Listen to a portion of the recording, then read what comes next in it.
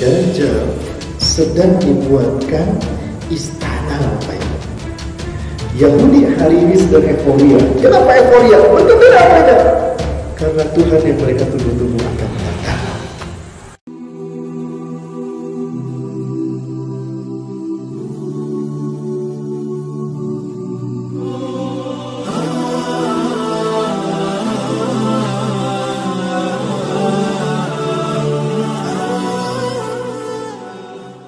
Baik, yang ketiga Bapak sekali rahmati Allah, keutamaan yang Allah berikan pada umat ini sehingga Allah tidak menyiksanya di akhirat tapi di dunia.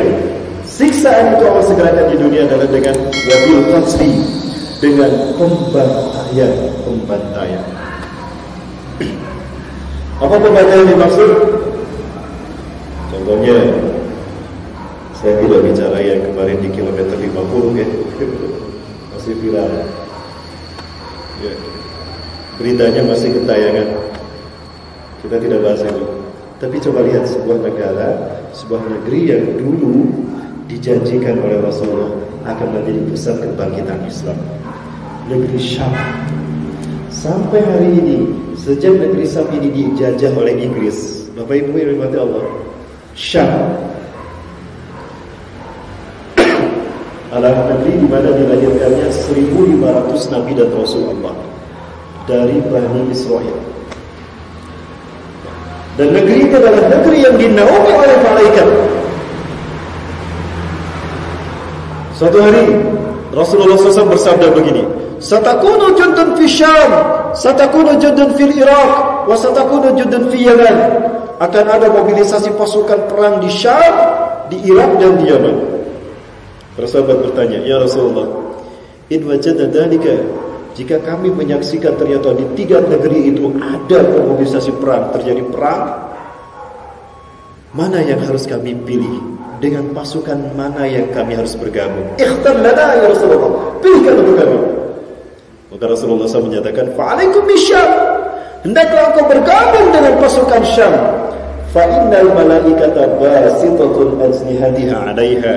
Karena para malaikat menaungkan sayapnya melindungi dan merahmati penduduk Syam. Syam adalah negeri yang akan menjadi titik kebangkitan Islam di akhir zaman. Mana yang dimaksud dengan Syam? Syam ketika dijajah oleh Inggris, di saat Turki Utsmani hancur, Bapak Ibu sekalian, menjelang kehancuran Turki Utsmani, sekutu masuk.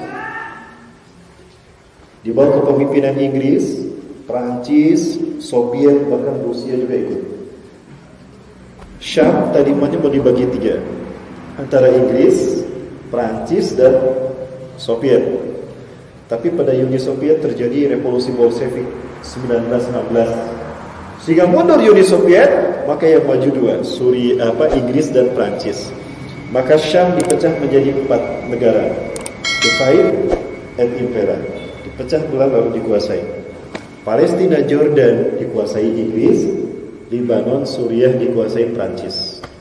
Sejak saat itulah terjadi pembantaian terhadap umat Islam, baik Suriah, Palestina, terutama 2 tadi, Lebanon dan Jordan itu sudah menjadi antek underbownya Inggris dan Prancis, aman. Sementara Suriah dan Palestina selalu bergejolak hatta yaum sampai hari ini. Ini salah satunya Bapak sekalian saya perlihatkan pada Bapak Ibu, gejolak berdarah. Dan inilah Al-Quds. Cara Allah menghabiskan dosa umat akhir zaman ini adalah dengan dibantai oleh musuh-musuh mereka.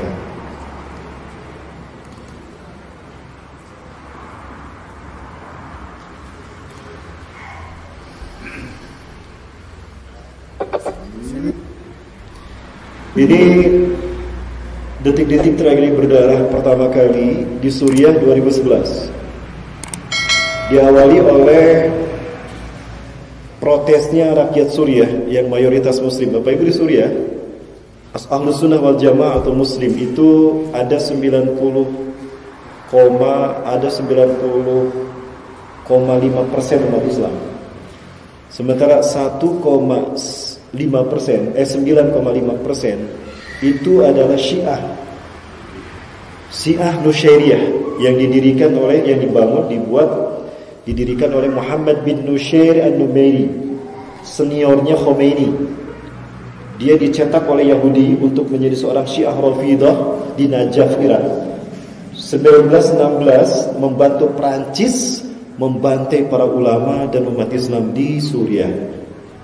Dan hari itu 2011 rakyat Suriah protes atas kebijakan zalim dari rejim Bashar Assad. Anak-anak sekolah membuat grafiti di pinggir-pinggir jalan.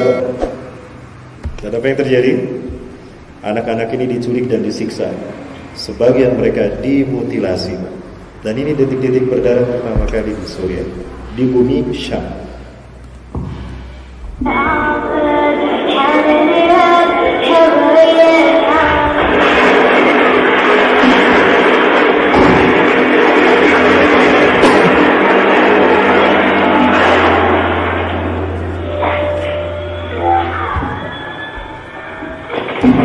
Hafiz al-Assad adalah ayah dari Bashar al-Assad. Hafiz al-Assad seorang penganusiaan syariah, meraih keuntungan dengan jabatan tertinggi di lingkaran partai Baath. Sejak merdeka dari Prancis, Suriah mengalami berbagai transformasi politik dan kudeta. Naiknya Hafiz al-Assad menjadi presiden membuat masalah baru bagi rakyat Suriah. Sunni adalah kaum mayoritas masyarakat Sunni terpinggirkan secara ekonomi, politik, hingga militer. Di masa Hafiz al-Assad terjadi pembantaian di kota Hama yang terkenal pada tahun 1982, di mana sekitar 30.000 warga Sunni dibantai. Bismillahirrahmanirrahim. أنا من أهل حماة. أنا نهار الأربعاء 9:30 بالنوم وليلة ضرب القنابل المدفعيات والرصاص شكل قوي.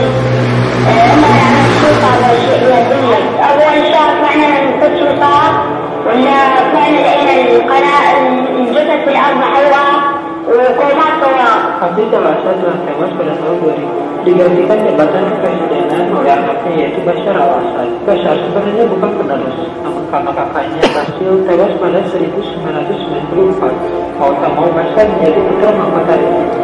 Nah itu Bashar sempat jadi harapan baik bagi rakyat Suriah, karena ia lulusan Inggris dengan pikiran yang mungkin lebih terbuka.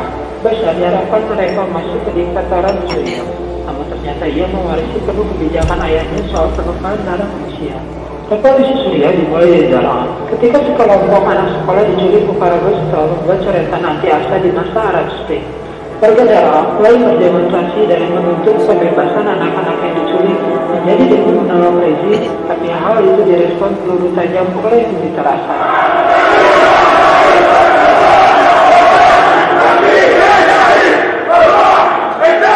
Daraa hadn't benefited from the spoil handed out to cronies of the ruling elite. People attacked the statues of the president's father and other symbols of the government. The video shows security forces on rooftops firing at unarmed civilians. More people were killed. In Syria, medical staff have suffered some of the most shocking violence. In Daraa, security forces even targeted ambulances. And as you see here, An accident filmed the moment when security forces shot directly through the windscreen. they shoot him twice. They killed him. They killed the person inside the ambulance. Yes, The nurse. they're gonna.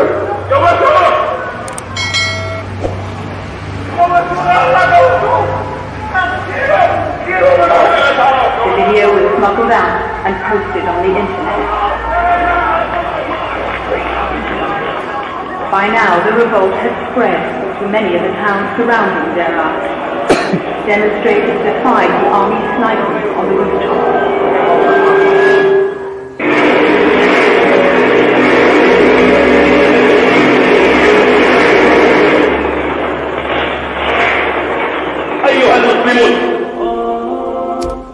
Ini yang berbicara adalah Dr. Muhammad bin Abdul Rahman Al-Arifi, seorang syekh dari Saudi Arabia. Ya. Beliau masih ada sini. Usianya tidak begitu jauh dengan saya. إنما رأيناه اليوم والله بل ما نراه خلال 3 سنوات من بسط النظام السوري أمر والله لا يحتمل لسان أن يتكلم به ولا تطيق عين أن تنظر إليه. فتاة ترمى في وسط الطريق وتعرى من ملابسها وهي المسلمة العفيفة المتعذبة، ثم يتعاقب 100 باغ على اغتصابها والناس مختبئون وراء الجدران. كلما انطلق أحد خلف وقتل حتى جعل الرجل يسكن تلو الرجل وهم يخلفونهم ضربا.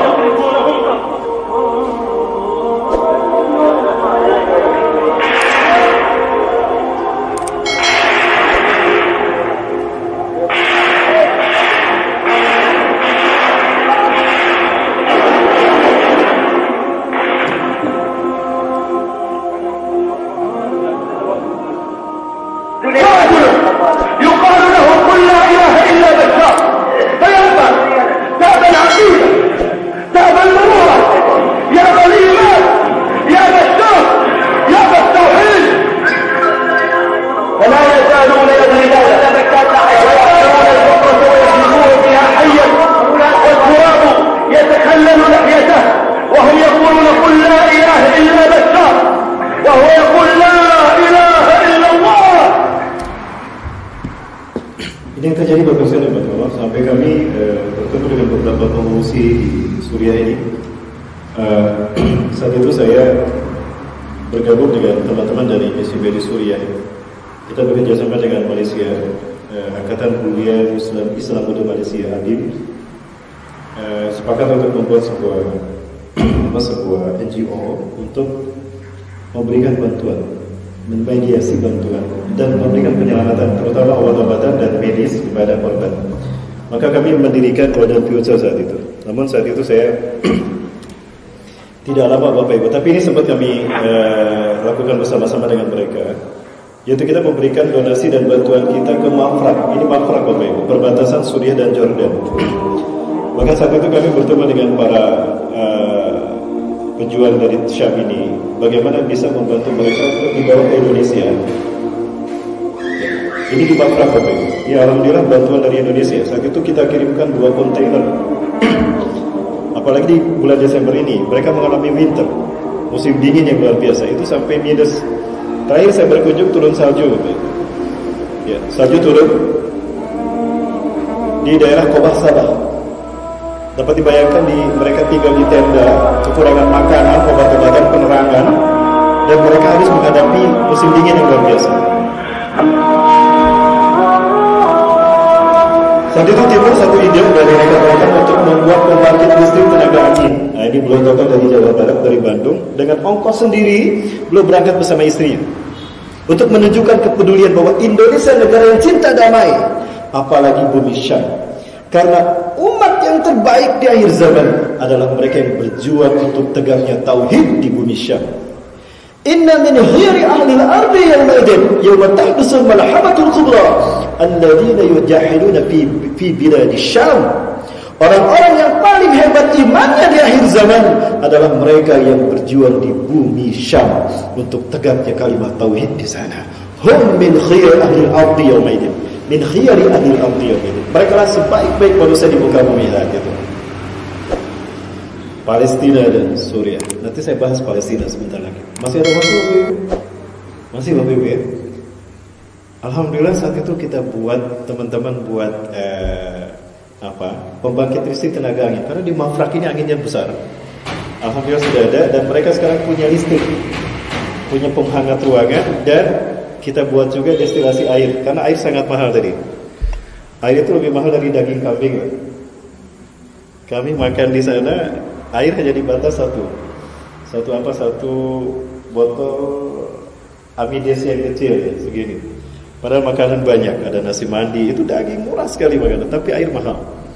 Nah pada saat itu dia lakukan ada seorang pakar juga, pakar destilasi air dari Jawa Barat juga, berangkat ke sana untuk mendestilasi air. Jadi air yang dipakai itu didaur ulang, 30% untuk masak, 30% untuk mandi, 30% untuk mengairi sawah mereka. Ini salah satu upaya untuk dari kita Indonesia untuk membangun pembangkit listrik tenaga angin.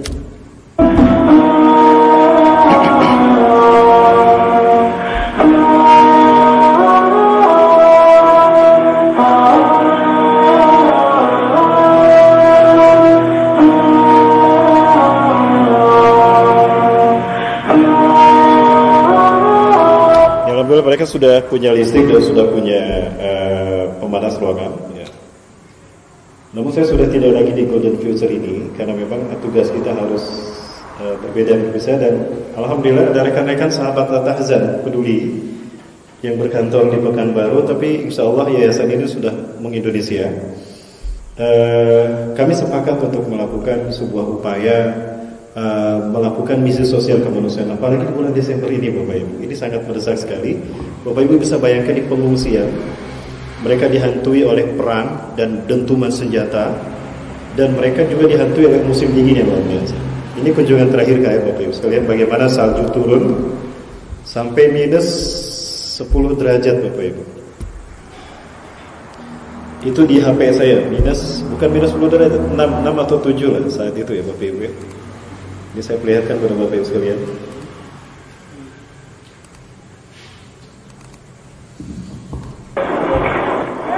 Bismillahirrahmanirrahim. Saat ini kami sedang berada di Kebas Distrik menuju ke timur, arah ke Badan Soleh Kota Petra. Dan para pemirsa bisa melihat kita sudah turun salju, dan memang tempat ini adalah tempat yang cukup tinggi. Dari permukaan laut kurang lebih ada 1.600 meter dari permukaan laut. Dan ini tempat yang cukup tinggi, dan kita bisa melihat bagaimana salju turun dingin luar biasa di bawah 0 derajat Celcius. Ya. Selamat berikut ini untuk sahabat tour and travel. Assalamualaikum warahmatullahi wabarakatuh. Saya simpan tangan saya di belakang dan tidak kuat dingin. Angin itu membuat tangan saya beku. Ya, ini perbatasan menuju perbatasan Jordan dan Palestina sebetulnya. Ini kita sudah berada di Jordan menuju ke perbatasan ke Suriah. Maka Allah Subhanahu wa taala, dan itulah nasib kaum muslimin yang ada di sana. Nah, ini Suriah Bapak. Berikutnya juga Palestina. Lalu bagaimana dengan Palestina Bapak? Dan ini yang lebih tidak kalah pentingnya dibandingkan dengan Suriah. Kalau nilai penting Suriah, nilai penting Suriah adalah akan menjadi tempat pertemuan antara pasukan Imam Mahdi terbaik dunia dengan pasukan Dajjal. Bertemunya di Suriah. Dan di sanalah turunnya Nabi Isa alaihissalam. Saat itu kaum muslimin akan melaksanakan sholat subuh berjamaah. Wa imamukum minkum, dan imam kalian adalah dari kalangan kalian, Muhammad bin Abdullah min waladi Fatimah min utrati Nabi sallallahu alaihi wasallam. Dari keturunan Rasulullah SAW, dari keturunan Fatimah. Muhammad bin Abdullah, keyakinan saya kemungkinan besar namanya itu. Kemudian waqad uqimatis shalah, dan qomat sudah dikumandangkan. Wa huwa yusalli sufufakum, dan dia meluruskan saf salat kalian. Istawu sufufakum tarasawa tadiru. Falamma yusalli sufufakum, tatkala beliau meluruskan saf salat kalian, fanazala Isa bin Maryam ala janahain malakain, maka turunlah Isa bin Maryam menggunakan sayap dua malaikat.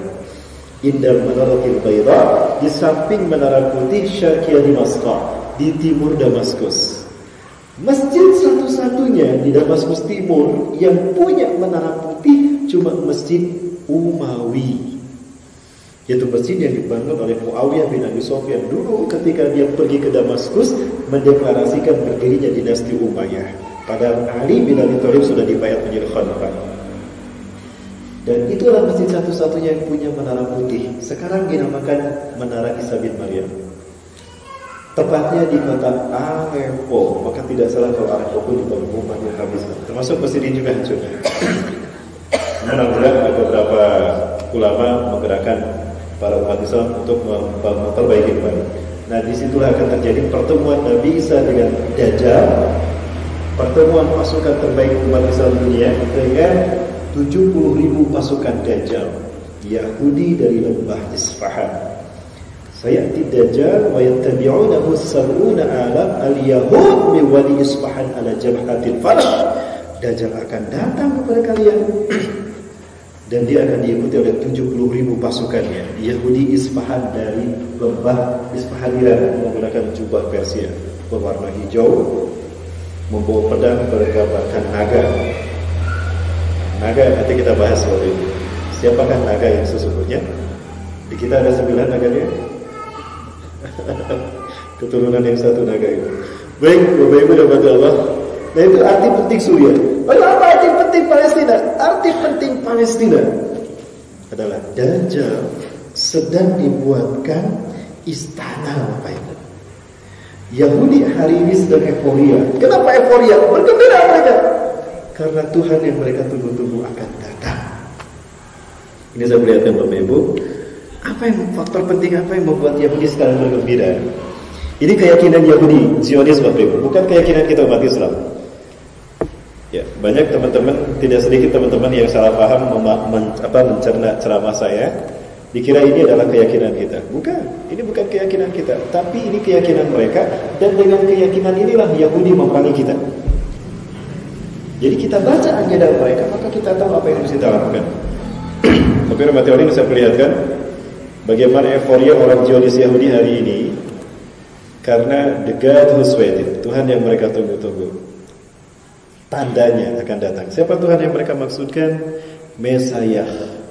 Mesias bagi mereka adalah Dajjal bagi kita.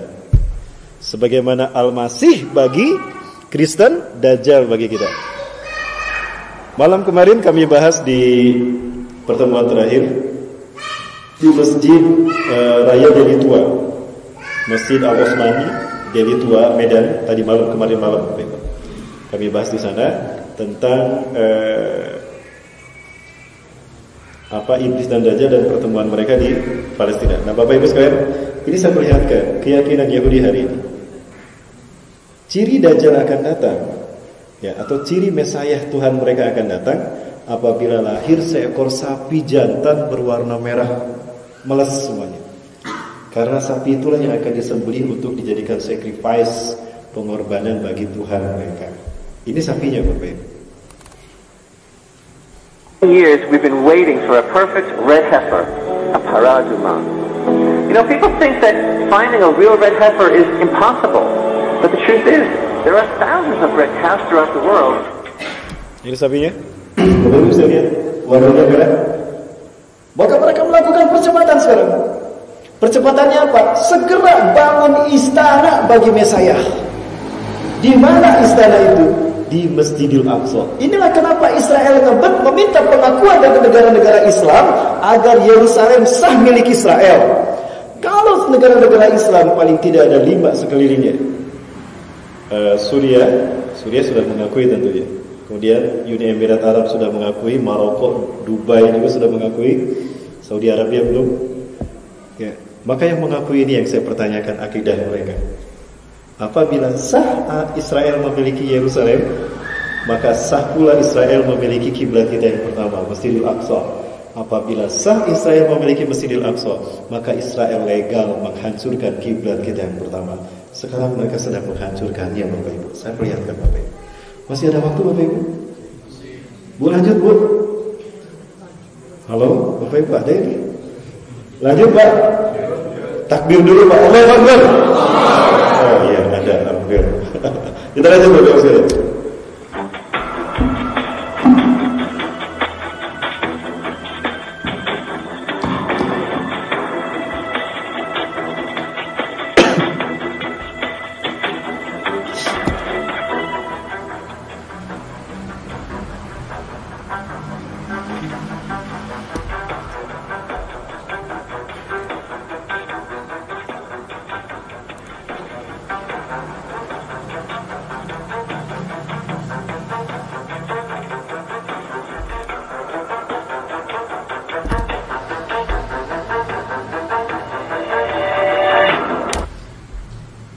Kita lihat Masjidil Aqsa, kita jalan-jalan sedikit tentang Masjidil Aqsa. Itu saya perlihatkan.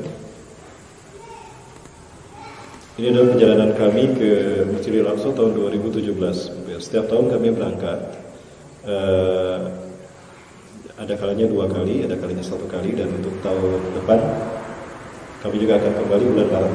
Maret kemarin kami baru pulang juga dari sana, Bapak Ibu, menyampaikan bantuan langsung dari Indonesia, sekaligus melihat bagaimana kondisi kaum muslimin di sana.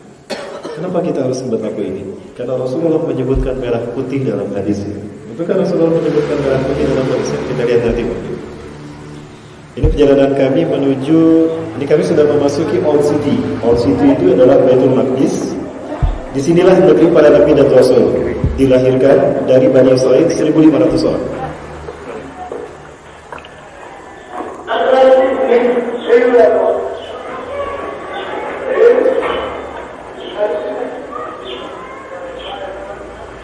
Seperti itulah suasana perumahan pemukiman para nabi dan rasul di zaman Nabi Yakub alaihissalam sampai kepada Nabi Isa alaihissalam. Nabi Isa juga dibesarkan di sini, Bapak Ibu, di Baitul Maqdis ini.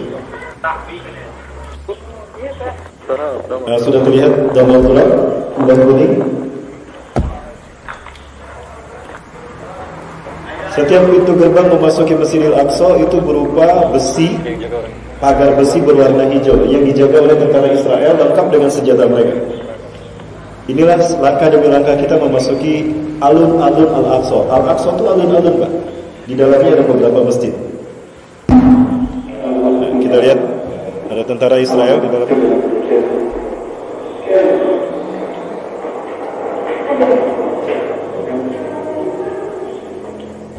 Saya menggunakan kamera, saya gantungkan di sini seolah-olah kameranya tidak nyala, kita sedang berjalan.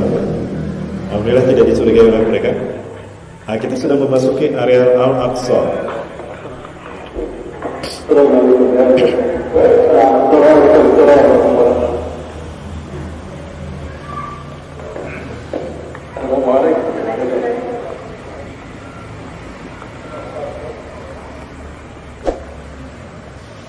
Ini alun-alun Al-Aqsa. Ada banyak pohon cemara, pohon zaitun, Bapak Ibu. Paling banyak pohon zaitun di sana. Dan ini masjid yang pertama akan kita masuki kalau kita memasuki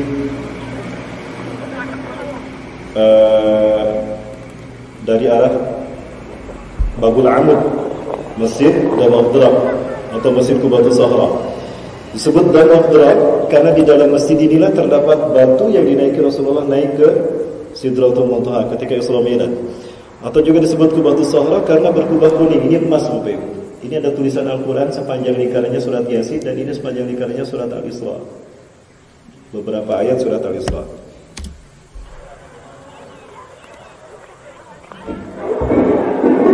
Cukup dingin. Saya lihat di HP saya 8 derajat Celcius. Ini kantor Israel. Di setiap sudut Israel memasang CCTV dan membuat kantor markas bagi tentara mereka, sehingga mereka akan mudah memantau apa yang dilakukan oleh umat Islam. Yang boleh masuk saat ini ke sini usia 50 tahun ke atas, Pak. Usia 40 tahun nggak boleh.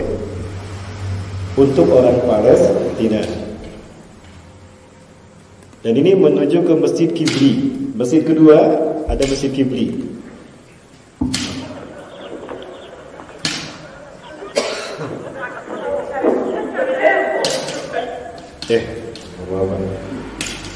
Cantik-cantik, Pak. Susah dicari yang jeleknya, Bu. Ustaz juga manusia ya.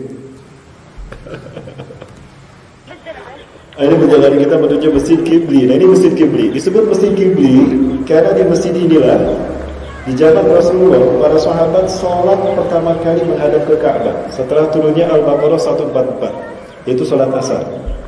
Nah, di samping Masjid Qibli ke arah sini, di bawah lantai ini, di bawahnya itu ada Masjid Marwani. Nah, di bawah lantai itulah masjid di mana satu Rasulullah berdiri menjadi imam sholat, mengimami 1.500 Nabi Bani Israel. Di masjid itulah Nabi Yahya disembelih, di samping Nabi Zakaria. Di masjid itulah terdapat mihrab Siti Maryam. Kalau saya perlihatkan cukup banyak, Bapak Ibu. Waktu kita cukup tidak. Ini jalan-jalan. Insyaallah Bapak Ibu yang mau ikut, kita akan kembali ke sana tanggal 3 Maret insyaallah. Bapak Ibu mau ikut itu lebih bagus, menyampaikan bantuan langsung dengan tangan Bapak Ibu sekalian. Kami tidak ke Gaza, kami akan ke titik-titik yang saat ini rawan, yang nyaris terlupakan oleh umat Islam dunia. Satu Al-Khalil, Hebron. Kedua rumah sakit korban pembantaian Israel sampai hari ini. Yang tidak bisa diselamatkan di Gaza, mereka dibawa ke Al-Quds. Nah, nanti ada beberapa rumah sakit kita akan kunjungi dan bantuan kita berikan pada mereka untuk biaya rumah sakit mereka. Selain dari program yang tadi, kemudian juga kita akan membantu pesantren para penghafal Quran, anak-anak yatim piatu Israel, ya Palestina yang dibantai Israel di Gaza di mana-mana. Nah, kita kuliahkan, sekolahkan di sana. Para masyayikh mereka menyekolahkannya di sana. Nah, nanti kita akan bantuan di sana. Bapak Ibu yang mau ikut silakan. Insyaallah jika tidak ada kendala 3 Maret 2021 kita akan berangkat ke sana. Masuk ke Jordan, kemudian Palestina, lalu ke Mesir. Jika dibukakan umroh dari Mesir, maka kita akan umroh Madinah dan Mekah. Ya, Bapak Ibu sekalian mati Allah. Namun apa yang terjadi hari ini? Kiblat kita yang pertama ini sekarang dalam ancaman dihancurkan. Sebentar, ini saya perlihatkan dulu mesin Marwani. Ini mesin Marwani.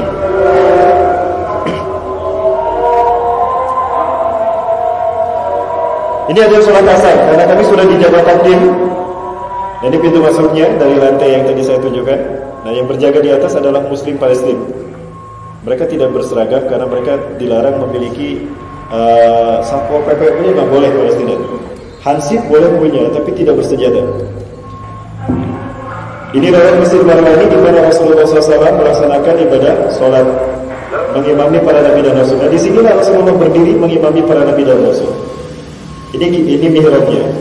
Di sini pula terdapat tempat. Nah, di sini Nabi Zakaria mengasuh Nabi Isa alaihissalam dan juga Nabi Yahya. Di sini pula Nabi Yahya disembelih. Dan ini mihrab Siti Maryam. Nah, ini mihrab Siti Maryam, Bapak. Di sini Siti Maryam dibesarkan sampai sekarang masih terjaga dengan utuh. Bersih luar biasa. Auranya beda. Dingin, ya hampir sama dengan padang panjang ini dinginnya. Dan bersih luar biasa. Seolah-olah kita hadir di zaman mereka. Jadi kami akan kajian di negeri di mana Allah mengutus para nabi dan rasul, di mana peristiwa-peristiwa disebutkan dalam Al-Quran terjadi. InsyaAllah bersama sahabat Tahzab Peduli kita akan rangkai gerakan ini, Bapak Ibu. Siap ikut, Bapak Ibu? Mau ikut mensukseskan? Ada tujuan utama kita, bukan hanya memberikan bantuan. Apa itu, Bapak Ibu? Membebaskan bumi Palestina dan Masjidil Aqsa. InsyaAllah bersama sahabat Tahzab Peduli dan umat Islam Indonesia kita bebaskan negeri para nabi dan rasul ini. Allahu Akbar. Kenapa harus kita bebaskan, Bapak Ibu? Ini yang terjadi. Sampai hari ini Israel ngebet. Mereka ingin menghancurkan kiblat kita yang pertama. Ini bukti mereka sedang menghancurkan mesin kita.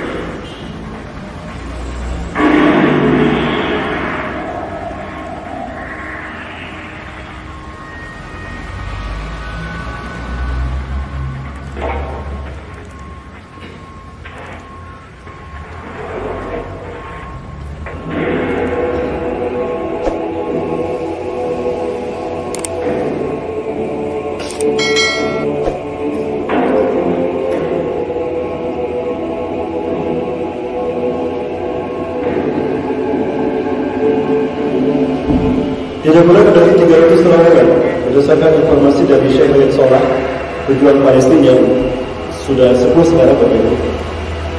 Terakhir saya melihat beliau itu sudah berubah seperti Ustaz Abu Bakar Basim. Nah, itu beliau sampaikan tidak kurang dari 300 terowongan di bawah Masjidil Aqsa. Tujuannya apa?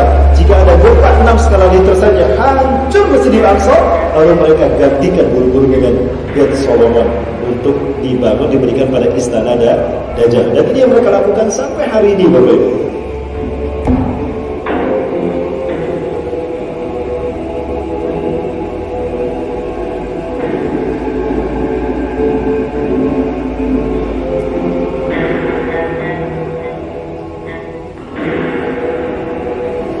Jadi sampai setiap hari kami mendapatkan pemandangan seperti ini. Mereka jikrak-jikrakan merayakan sambil meniupkan trompet, merayakan kemenangan yang hampir tiba. Salah satunya juga ini, mereka pada akhirnya berani, Bapak Ibu, memasuki kiblat kita yang pertama ini. Sementara saya hanya terpaku saja, terpana menyaksikan bagaimana mereka berani melakukan itu. ya tanpa bisa melakukan hal yang berarti, Bapak Ibu. Saya malu di hadapan Allah sebetulnya belum bisa melakukan hal yang lebih daripada itu. Ya, hari ini mereka Bapak sekalian sedang euforia, sekali lagi menyambut raja yang mereka tunggu-tunggu, Tuhan yang mereka tunggu-tunggu. Siapa? Dajjal bagi kita.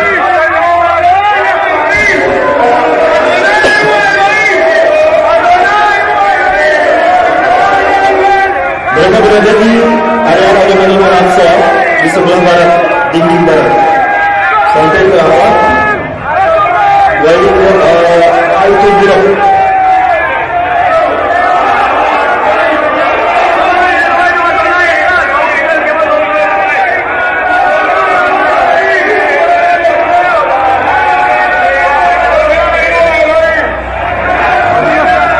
Sementara kami dijaga tidak boleh lalu melangkah karena tidak boleh ada jarak dekat antara kami dengan mereka. Ini pemandangan yang bisa kita dapatkan sesaat kita berjalan menuju di Al-Aqsa. Dan sesekali mereka melakukan keributan. Begitu melihat Muslim Palestina langsung dipukul, disiksa. Inilah biadabnya beliau. Sementara di negara-negara, di tempat-tempat lain di Palestina ini, mereka juga tidak suka-suka untuk menghabisi nyawa saudara-saudara kita. Dan ini yang mereka lakukan nyaris di depan saya. Kami berada di bus, kami tidak bisa turun, tapi kami menyaksikan saudara kita disiksa, bahkan dibunuh oleh tentara Israel.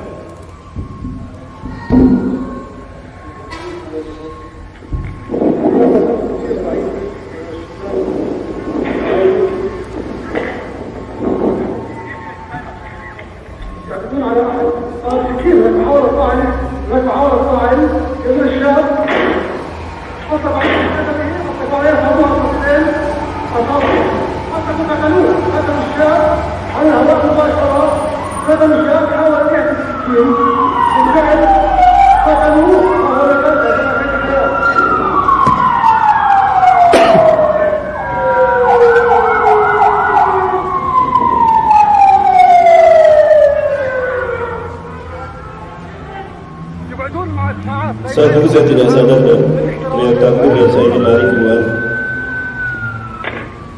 Merobi kita ambil kami melarang karena kalau kami turun maka kami semuanya akan ditahan. Beliau mengingatkan saya, Ustaz, mereka sudah dijamin surga, Ustaz. Kita belum dijamin surga. Tapi kita dijamin penjara, Ustaz. Akhirnya kami hanya berpaling terus bus kami pun maju meninggalkan mereka. Ini contoh lain yang terjadi Bapak Ibu, dan kami saksikan di sana. Tapi sekali lagi, untuk kita penjara mereka tidak berani, karena ada perjanjian internasional, perjanjian Jenewa, di mana Israel tidak boleh melukai sedikit pun para penjara. Jadi kita terlindungi oleh hukum internasional. Pada dasarnya kita dilindungi Allah Bapak Ibu. Ini contoh lain yang kami saksikan di sana.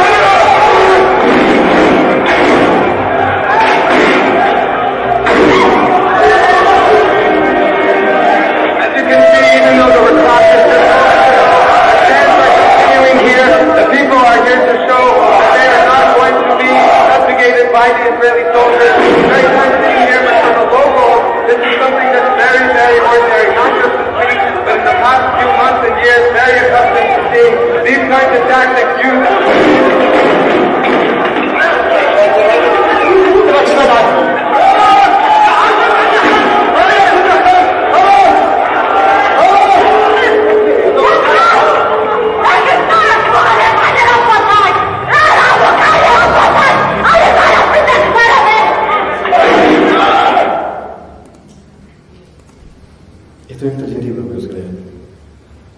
Dan sampai hari ini setiap kali kami ke sana selalu ada, baik di Bethlehem, di Ramallah, di Jenin apalagi Bapak Ibu. Sementara di saat yang sama kami menyaksikan dan tidak bisa melakukan apa-apa karena mereka suatu saat pun akan menghabisi kita. Apa sebetulnya yang mereka inginkan Bapak sekalian? Yang mereka inginkan adalah ini Bapak Ibu.